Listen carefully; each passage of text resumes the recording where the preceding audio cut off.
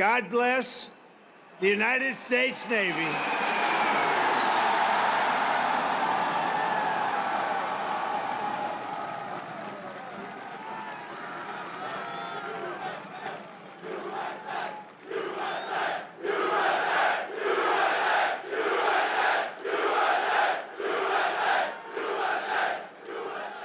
Well, that was good timing, wasn't it? Huh? We had to get that right. We had to get that right.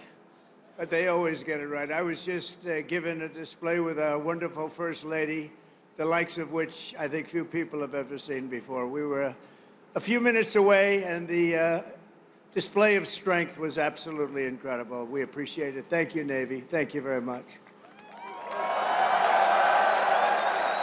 And I want to thank our magnificent First Lady for that introduction. People love our First Lady. They do.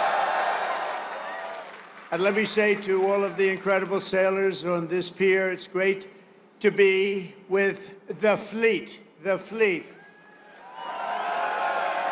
And let's also give a very special thanks to the shipmates who put on that spectacular display of Navy dominance. And that's what it was dominance. And bravo, Zulu. You know what that is? Bravo, Zulu. You know, a lot of people don't.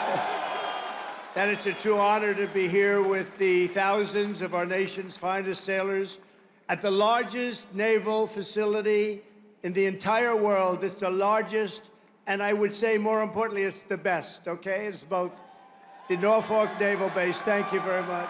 The largest, and it's the best. We're gathered on this storied waterfront to celebrate 250 years of strength, tenacity, and unwavering courage by the greatest fighting force even, and that's true, no matter where you go, no matter where you go, no matter what you even think about, there's nothing like the fighting force that we have. Roam the seas, it's called the United States Navy, and there's nothing in the world like it, nothing, not even close. You read stories, they don't have it. Let me tell you, we check it closely. We check it closely. Docked beside us today are a combined 150,000 tons of pure American naval supremacy and two colossal reasons why no one should ever want to start a fight with the USA. They won't fight. We're putting out a lot of fights, so do you see that? We're going to be close to number 8. Number 8. We don't want to send you into battle unless it's necessary, right? We're putting out a lot of fires. Maybe some of you will be angry. You'll say, what's he doing? We want to fight. You know what? If we can solve them the way I'm solving them, we solve 7. We have another one that's taken 3,000 years, and we're pretty close, but I don't want to talk about it until it's done. But let's give a big round of applause to the men and women of the majestic USS Kearsarge. Thank you. And let's hear it for the sailors of the USS Harry S. Truman.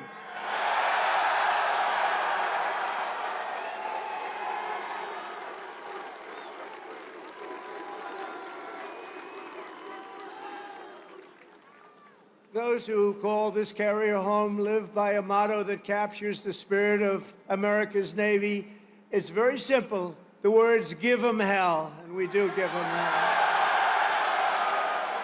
For 2.5 centuries, that is what every generation of American sailors have done.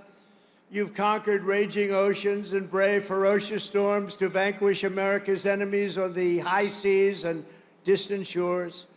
You've beaten mighty warships into twisted wrecks of steel. You've splintered vast armadas and sent the mangled pride of empire sinking into oblivion. You've surged the waters thick, danger, blood, brine, and through it all, the United States Navy has kept the stars and stripes soaring high and proud above those big, magnificent waves. You love doing it, too. There's not a thing in the world that you'd rather do, is there? Is there? No. I like your life better than mine, I have to be honest with you. Sailing on those beautiful waters all the time, you're so lucky. Because the American sailor never quits, never fails, and never, ever lets us down. They've never let us down. Thank you, fellas. Thank you. And we're honored to be joined today by service members representing every part of this great naval tradition. Our incredible surface warriors are the reason America's enemies tremble at the sight of a Navy ship haze gray or underway. The instant U.S. carrier, cruiser, or destroyer breaks across the horizon, every tyrant and adversary on the planet knows their choice is very simple. It's leave America in peace or be blown up in fire and fury never seen before. All over the world, people know of the skill, nerve, swagger, and sheer attitude of the boldest and most daring pilots on the sea, the U.S. naval aviators, and I just got to witness it with Melania. They land screaming jets on pitching decks in the dark of night with no room for error. There's no room for error. The greatest pilots in the world. And while Navy pilots rain down pain from above, the greatest adversaries fear the daring deeds of our silent service below.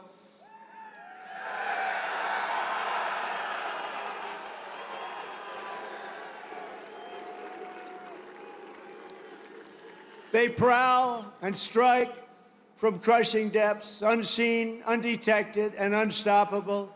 They are our brave submariners. Where are the submariners here?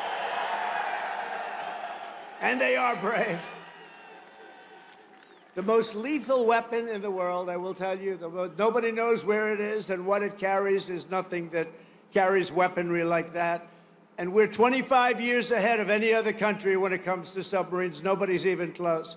Nobody can match us. No roll call of Navy warriors would be complete without recognizing some of the fiercest and most elite commandos in the history of war. They are the toughest, and there's nobody tougher. There's just nobody. That's what they tell me. There's nobody tougher. Called the Navy SEALs. What do you think about the Navy SEALs? Where are the Navy SEALs? We're not going to mess with the Navy SEALs. They are great. Thank you very much. Incredible people. And of course, our enemies have learned to dread that special cast of warriors who have charged forward almost everywhere America has seized a stronghold or stormed a beachhead. They call themselves the Leathernecks, the Jarheads, the Devil Dogs, but we revere them as the United States Marines.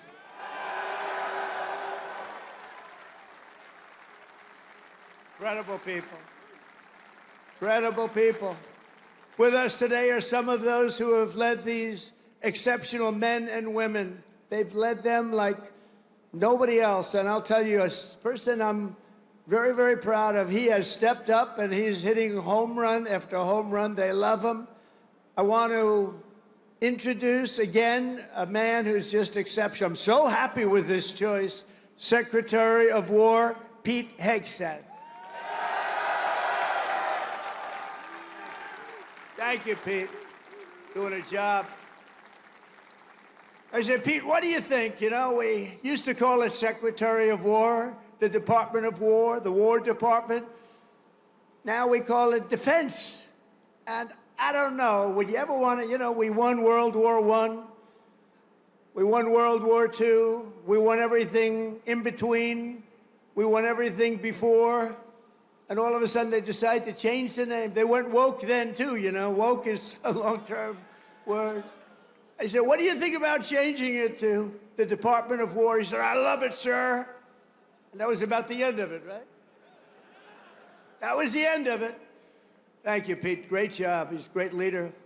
Also, Secretary of the Navy, a very, very successful man. He gave it all up to do this, and we're designing more ships. We have more ships being built shortly. We're going to have more great ships being built than we've ever had being built in the history of the Navy. John Phelan. John, thank you. Great job, John. He made a lot of money in the private sector, and I said, you want to do this, John? We need a lot of ships, so we need them fast. And he said, I want to do it. He gave up a lot, gave up everything to do this. But he's loving it, and he's doing a fantastic job. Chief of Naval Operations, Admiral Darrell Caudle. Admiral, thank you. Great job. Rear Admiral Gavin Duff.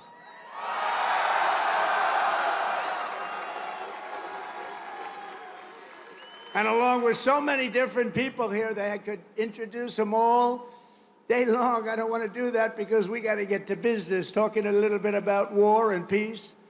But along with your great officers here at Norfolk Naval Base, Vice Admirals John Gumbleton. John, thank you. Thank you, John. Great. Young guy. You're a young guy. Great. Doug Perry and Rob Goucher. Thank you. And a very special thanks to a man who just got a 93% approval. He runs the Veterans Everything, I call it. He's Veterans Everything. The VA Secretary Doug Collins. He's doing great. Thank you, Doug. Doing a great job. Ambassador Monica Crowley. Monica, thank you very much. A man that everybody loves. He was my doctor in the White House, and I got to know him very well. He was also the doctor for Barack Hussein Obama. Have you heard of him? And he was a doctor for a man named Bush. And at a press conference, they asked him, who's in the best shape? Who's the healthiest? Who's the strongest? Who's the best physical specimen of the three? He said, that's easy. President Donald Trump. And I said, I love this guy. I said, I love him. Ronnie Jackson, he's now a congressman, as you know. So he was an admiral. He was the chief doctor. He was the whole boss of doctors. And now he's a very, very successful congressman from Texas. Thank you, Ronnie, very much. And I appreciate those words. I'll never forget them. Jen Kiggins. Jen, thank you. John McGuire. Rob Whitman. Dan Crenshaw, Derek Van Orden. These are unbelievable, talented people that are with me, and they fight. Thank you very much, fellas. Thank you. Thank you very much, darling. These are great Congress. I say Congress warriors. That's what you have to be today to be in Congress if you're going to make it. I also want to recognize all of the newly pinned chief petty officers. You got a lot of them here today. I had to approve it.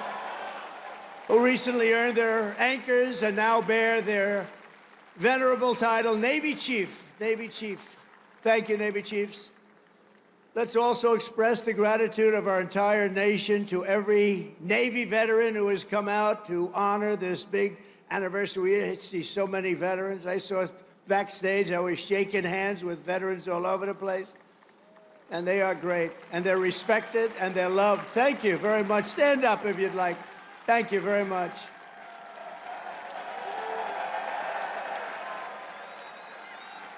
They're really loved. I saw it backstage.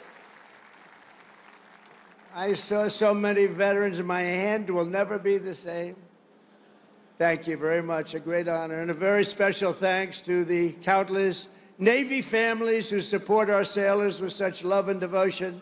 None of what are, and think of this, without them, you wouldn't be celebrating today. Many of you would not be doing very well. Male or female, you wouldn't be doing very well. So we want to thank our family members, right? All of them. Parents, husbands, wives. Thank you. Thank you very much.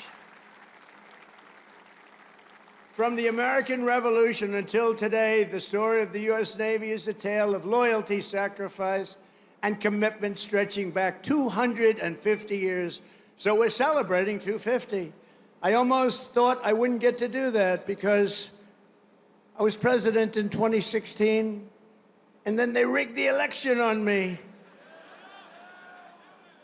And then we caught him, didn't we? We caught him, but you know, we had to run it again. I ran it again, and I got 250, and I got the World Cup, and I got the Olympics. Can you believe all of it?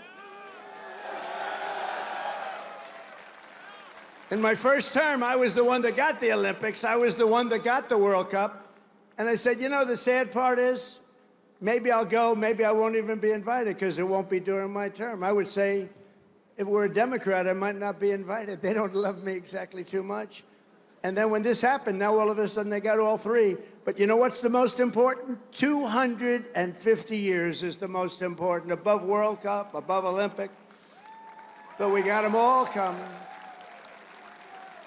And on June 14th, next year, we're going to have a big UFC fight at the White House, right at the White House, on the grounds of the White House.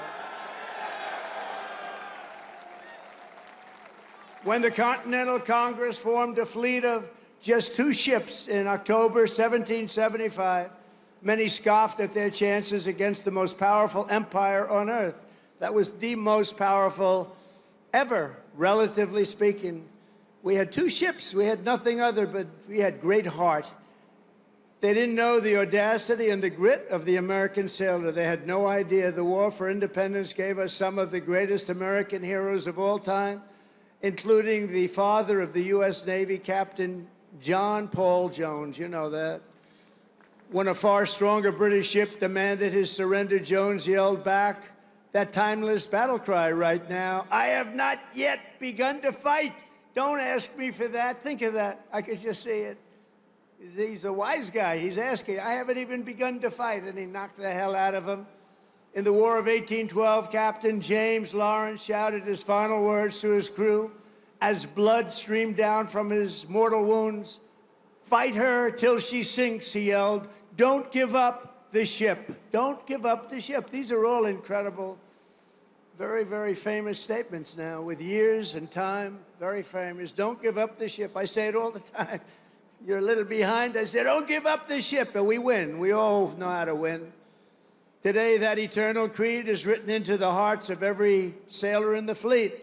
America's Navy never, ever gives up the ship, right? We never give it up. Another titan of the early Navy was the great Commodore Arthur Sinclair. He defeated the French in the Caribbean battle, and then he went to work on the Barbary pirates off the coast of Tripoli and raided British forces when they were so powerful in 1812, the War of 1812.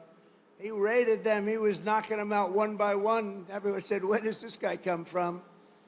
And we're all descendants when you think of it. Commodore Sinclair went on to become the commanding officer here at the Naval Station, Norfolk, right here, where he founded a nautical school for officers that eventually became the one and only U.S. Naval Academy.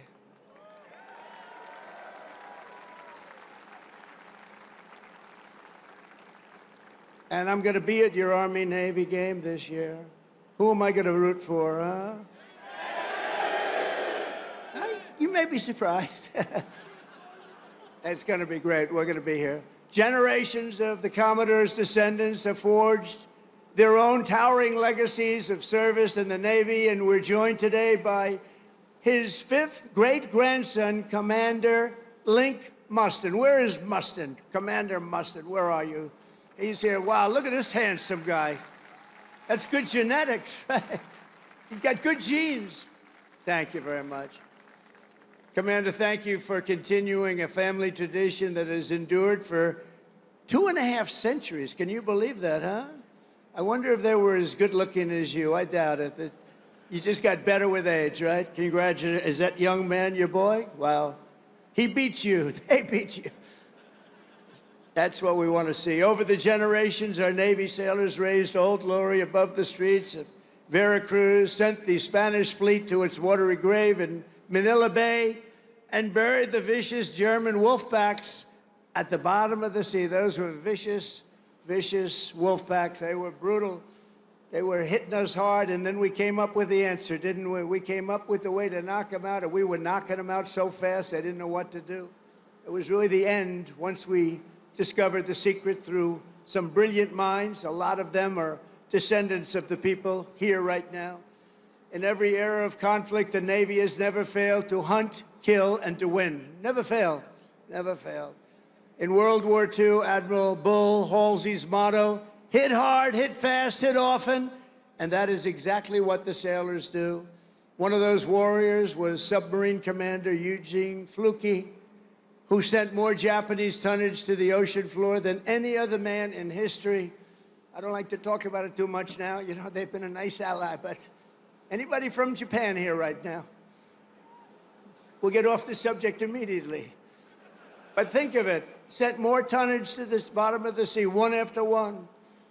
Aboard the famed USS Barb, he destroyed a Japanese tanker and a carrier with a single salvo to his men's chagrin. They were very concerned about it. They didn't think we could do that, and he just knocked them out one after another.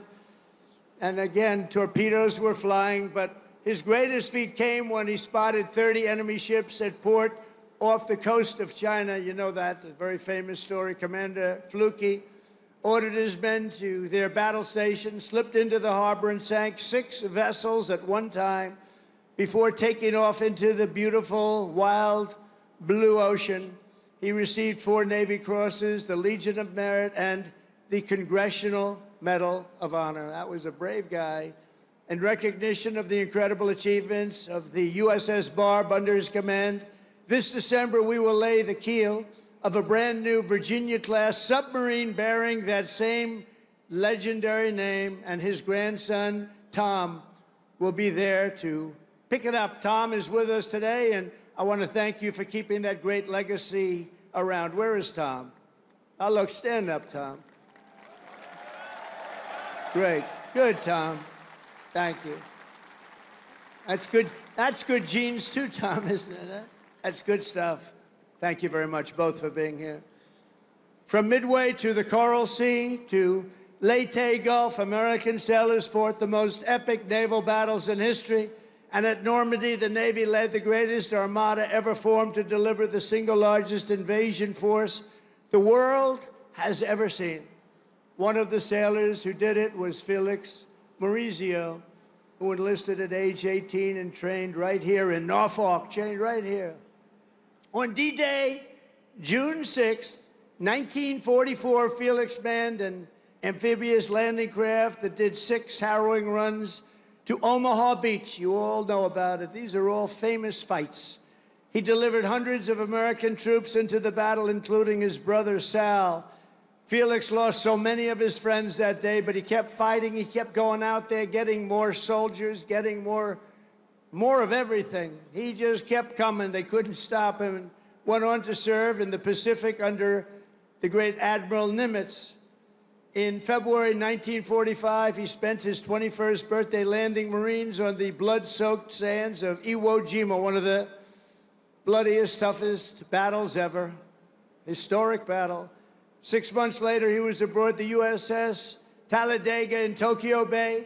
When Japan surrendered, they said, I don't think we want Felix hitting us anymore. And he retired as a Chief Petty Officer in 1966. This year, Felix celebrated his 100th birthday, and he is here this afternoon as a living testament to the glory of the United States Navy. Wow.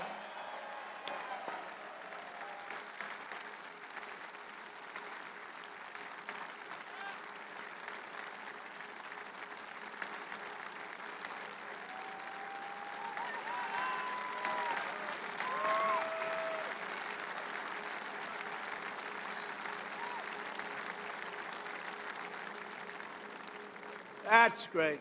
He looks good. Felix, you look better than I do. Not happy about this, Felix. Nah, they don't want to mess around with him. And Felix, we salute you. Thank you very much. Incredible. 100 years. In Korea, American sailors and Marines carried out the daring landing in Incheon and flew more than 250,000 combat sorties against the enemy. It was an amazing effort. In Vietnam, the Navy unleashed Operation Rolling Thunder and deployed a brand new unit, the Navy SEALs, to tear up Mekong River Delta. Problem with Vietnam, we stopped fighting to win. We would have won easy. We would have won Afghanistan easy. Would have won every war easy. But we got politically correct. Let's take it easy. We're not politically correct anymore, just so you understand. We win. Now we win. We don't want to be politically correct anymore. And history will never forget that it was the SEALs who stormed the compound at Osama bin Laden and put a bullet in his head. Remember that?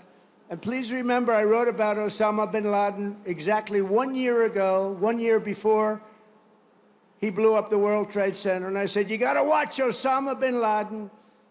And the fake news would never let me get away with that statement unless it was true. But I said 1 year before to Pete Hegseth, I said 1 year before, where's Pete? In the book, I wrote, whatever the hell the title, I can't tell you. But I can tell you there's a page in there devoted to the fact that I saw somebody named Osama bin Laden, and I didn't like it, and you got to take care of him. they didn't do it. A year later, he blew up the World Trade Center. So we got to take a little credit because nobody else is going to give it to me. You know the old story? They don't give you credit, just take it yourself. And it was the U.S. Navy that dumped his wretched corpse off the decks of the Carl Vinson to sink into the dark abyss. The Navy's central role in the defense of our liberty continues to this day. Just a few months ago, the Ohio-class guided missile submarine played an indispensable part in one of the most spectacular military feats the world has ever seen, the obliteration of Iran's nuclear sites in Operation Midnight Hammer. How did that work out? Pretty good, right?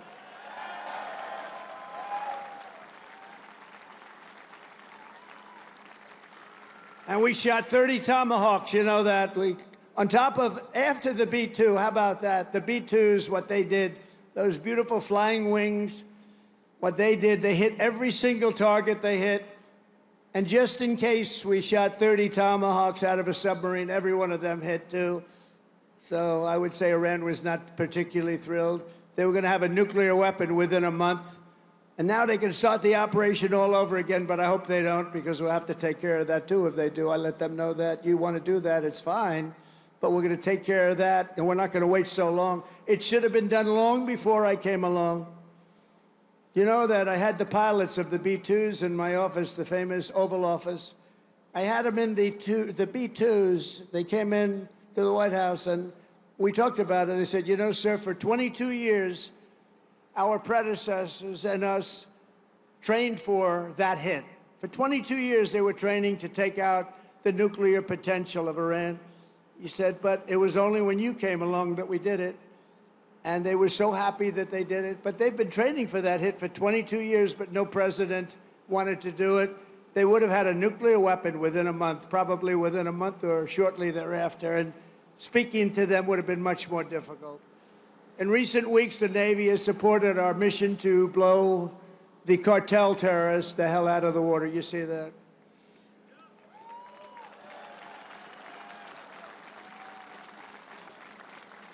And you know, there are no boats in the water anymore. You can't find any. We're having a hard time finding them. But you know, it's a pretty tough thing we've been doing, but you have to think of it this way. Every one of those boats is responsible for the death of 25,000 American people and the destruction of families. So when you think of it that way, what we're doing is actually an act of kindness. But we did another one last night. Now we just can't find any. You know, it's the old story. We're so good at it that there are no boats. In fact, even fishing boats, nobody wants to go into the water anymore. Sorry to tell you that.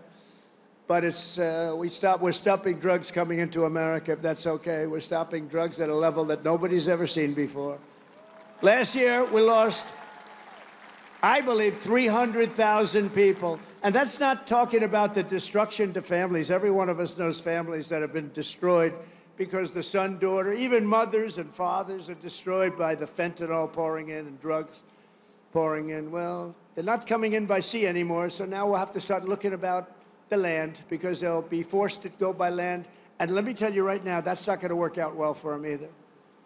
And it was the Truman carrier strike group that unleashed American fury on the Houthi terrorists in the Red Sea.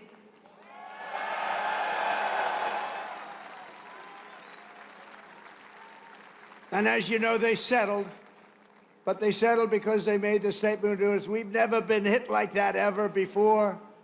And earlier this year, conducted the single largest airstrike from an American carrier in history. That was the largest ever.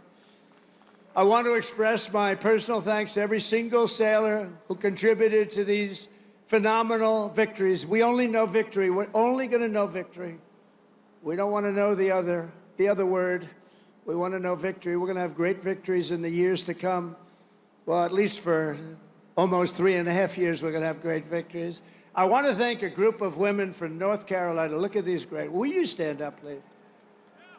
These beautiful women have followed me. This is number 151. You could call a rally. This is sort of a rally. Let's face it, this is a rally. This is a speech of love. We all love our country. But that group is from North Carolina. They're up to about 151 visits. They have a whole group of them. I never see their husbands. I don't know what's going on with their husbands. I assume, do they still love you, the husbands? Yes, good. But I want to thank you. 151, they've been following me since 2016, and you look even better now than you did then. But I want to thank you very much. It's a really group. They love our country. They like Trump, but you know what they really do? They love our country. And we have the right policy, right? We have policy. We don't want crime. We don't want men playing in women's sports. We don't want transgender for everybody.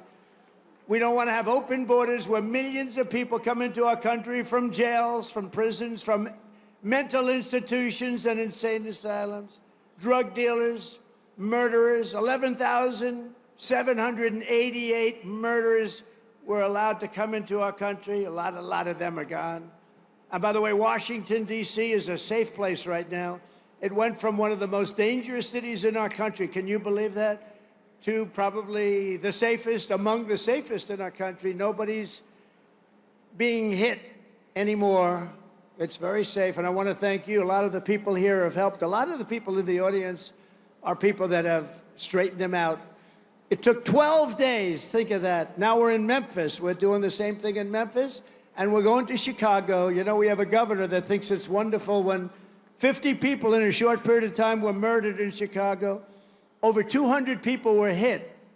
And so we send in the National Guard. You know what? We send in what's ever necessary. People don't care. They don't want crime in their cities. And we're doing it, and we're doing it well. We're doing it like nobody's ever done it before. So I just want to tell you, you're very close to D.C. The restaurants are thriving.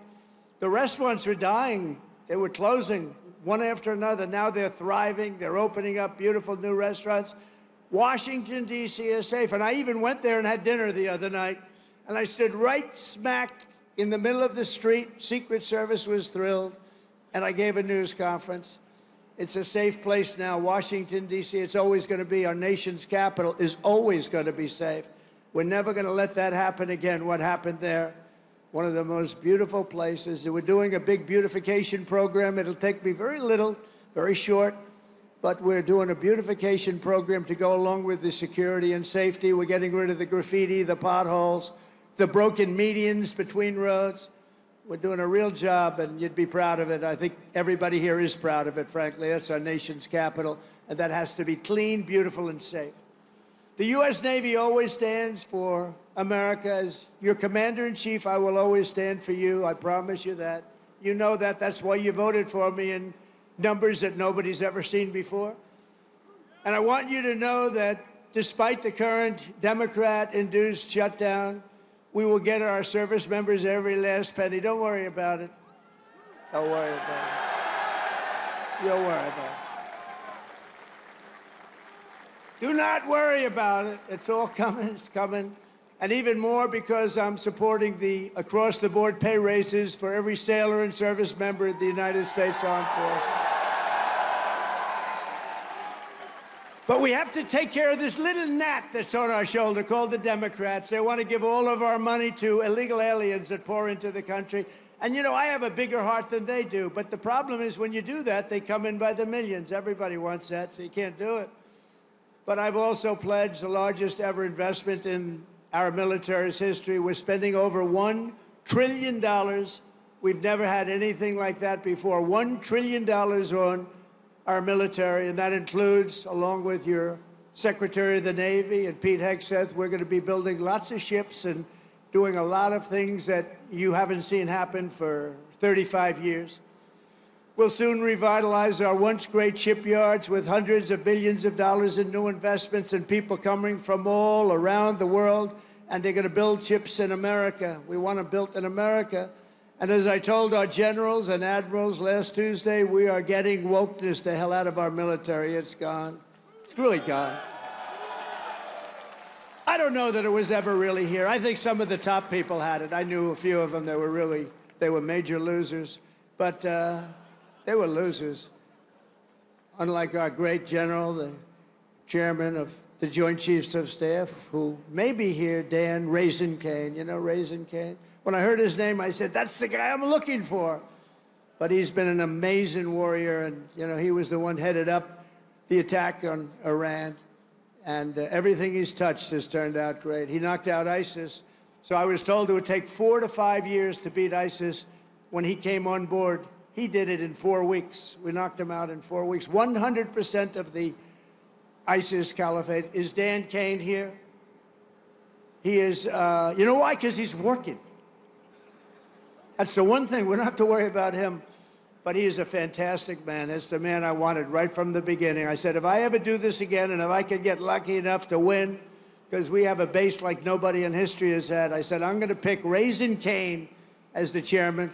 And that's what we did, and he's been incredible. We will not be politically correct when it comes to defending American freedom. That's why we have renamed the Department of Defense at Department of War, as I said, and we have changed the name of the Gulf of Mexico to the Gulf of America. That was easy.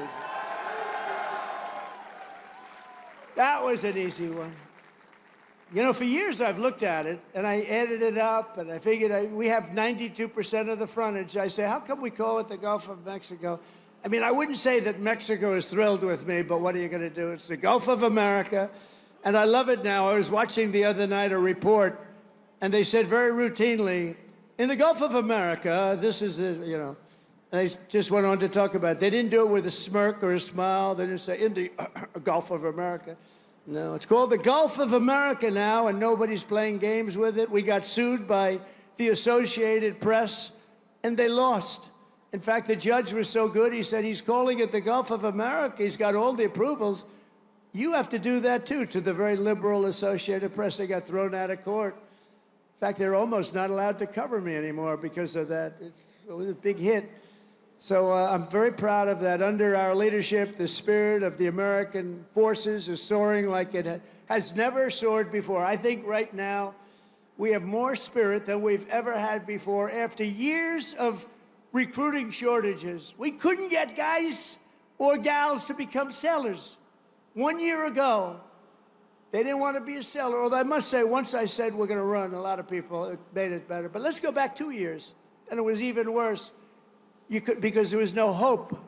We had this horrible, horrible president who had no clue what the hell was happening. The chances of him walking down those stairs successfully were not good. And I have to be careful, because one day I'm going to probably fall. No, the North Carolina women said that will never happen to you. I always say, walk down the steps nice and slow. You ever notice I do nice? I don't have to bop down the stairs. Walk nice and slowly. But we have a waiting list. Think of this. We have a waiting list for people wanting to get into the United States Navy, the Army, Navy, Coast Guard, Marines, Space Force. Oh, we love Space Force. But think of it. We have a waiting list for every branch of government now, and that includes police and firemen. They didn't want to. Nobody wanted to be a policeman. Now they want to be a policeman. Now they want to be in the Navy. They want to be in the Air Force so badly. The Marines, the Army, they want to be in all of it. They love Space Force. I love Space Force because I created Space Force. That was my thing. And it's going to turn out to be one of the most important. But 1 year ago, our country was dead. We had a dead country. People say, sir, you shouldn't say that. It's too straight to withdraw. We had a dead country, and today we have the hottest country anywhere in the world by far. 1 year, think of it. 1 year ago, we were dead.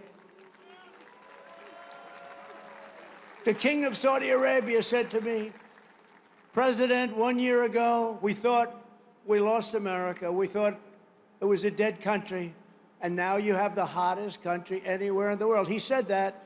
I use this term. And I'm pleased to say that 2025 was the Navy's single best recruiting year ever. Not bad. So you went from those embarrassing headlines of a year ago. Think of it. Nobody wants to go into the Navy. How does that make you feel? Now you have a different problem. You know what the problem is? Everybody wants your job. I like that better, right? No, but nobody's going to take your job. You were with us when it was not as nice.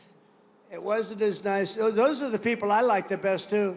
The people that were with me when it wasn't looking so good, like these ladies from North Carolina. They were with me when it wasn't looking that good.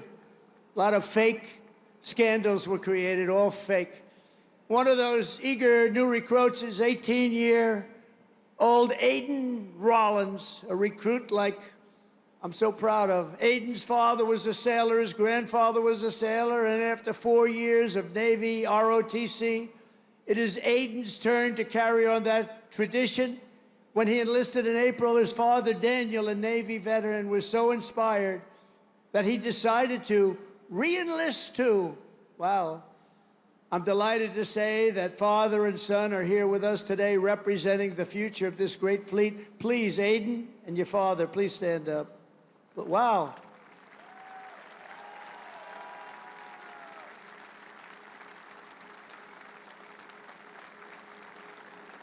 Wow, that's a good-looking family, I tell you. Thank you both. That's a great story. Beautiful. Your father looks pretty young, Aiden. I mean, he's a young-looking guy. Every sailor, aviator, submariner, and shipmate in the Navy inherits a tradition of excellence and daring, power and glory unmatched in the long saga of mankind's voyage on the sea. From that first ship, the schooner Hannah, to the awesome sight of a modern carrier battle group underway, the U.S. Navy has always been the iron will of a proud and mighty nation pushing forward through the currents and over those big, beautiful waves, through the spray of raging combat and the fog of naval war. America's sailors have proven time and again that our Navy does just the best job there is.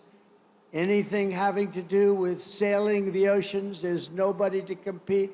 We own the skies, we stalk the depths, and we rule the seas like nobody has ever ruled the seas. From Boston Harbor to Hampton Roads, from the Philippine Sea to the Red Sea, from the Guadalcanal to the vast, great Atlantic Ocean. Our sailors have seized triumph upon triumph. We don't know anything about defeat. We heaped honor upon honor and carved greatness and splendor into the pages of history. We only talk about the Navy and only use that word, splendor. We also say victory because that's the other. We have splendor and we have victory on gun decks and flight decks. In torpedo rooms and cockpits, they have poured out their blood, sweat, and tears and offered their very lives to defend this land between the seas. They have crossed icy canals, leapt from burning wreckage, plunged into frigid waters, soared into deadly skies, and slashed across the mine-infested bays to claim American victory and to defend the cause of liberty, to defend, quite frankly, the American flag. In every era and every part of this globe, our sailors have fought with courage in their hearts, patriotism in their souls, and salt water in their veins. You have that salt water? Don't let the doctors change it. Keep it, because there's nothing like it. There's no blood like it. And standing before all of you today, I know that whatever our nation is threatened and whenever they need help, whenever duty calls, American sailors will hoist our flag high and they will rally to Admiral Farragut's immortal battle cry, "Damn the torpedoes, full speed ahead, go, you son of a gun." With your help, we will fight, fight, fight. We will win, win, win. Because of you, our Navy and our country will always be proud and righteous and mighty and free. Congratulations once again on 250 years of total dominance. Sail fast, stay strong. Thank you. God bless our sailors, and God bless the United States of America. Thank you very much, everybody. Thank you.